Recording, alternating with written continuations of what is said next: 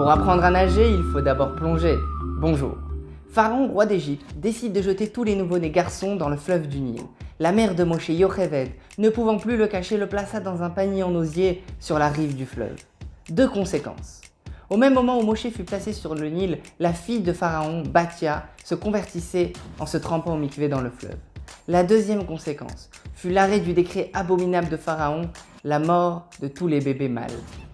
Le Nil était une idolâtrie égyptienne. En effet, c'était leur seule source d'irrigation et de survie dans un pays aussi aride. Ce fleuve leur donnait un sentiment que la nature pouvait être dirigée par l'homme.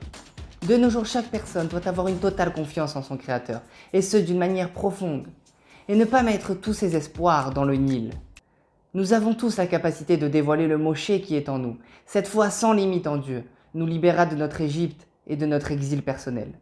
Pour y arriver, rien de plus essentiel que de s'attacher au Moshe de la génération.